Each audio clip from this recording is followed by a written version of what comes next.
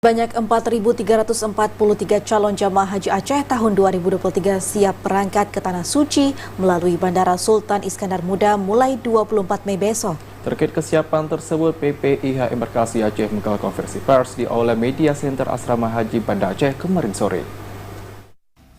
Konferensi pers diikuti oleh seluruh pemangku kepentingan, diantaranya Kanwil Kemenak Aceh, Kabid Urusan Haji dan Umrah, Kepala UPT Asrama Haji, Polresta, pihak maskapai Garuda, dan pembantu PPIH Embarkasi Aceh dan lainnya.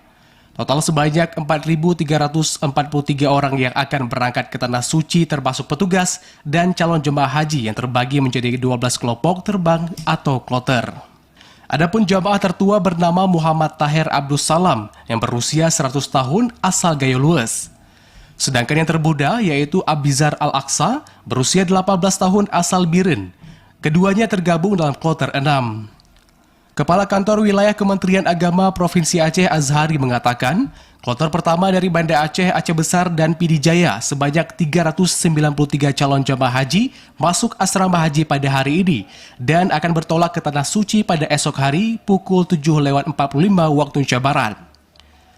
Diagendakan nanti malam setelah sholat Isya pelepasan secara perdana oleh Inspektur Jenderal Kemenak dan PJ Gubernur Aceh Ahmad Marzuki. Yaitu calon jamaah haji kloter pertama. Ini langsung masuk ke Aula Jeddah.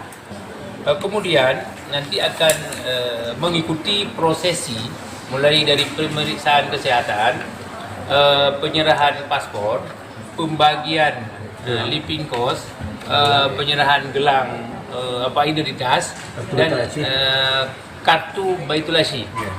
Mengenai persiapan asrama haji, Azhari menambahkan UPT Asrama Haji Embarkasi Aceh telah menyediakan sebanyak 147 kamar yang lengkap dan nyaman untuk para jamaah sebelum berangkat ke Tanah Suci. Dari Banda Aceh, Fajariana, TVRI Aceh melaporkan.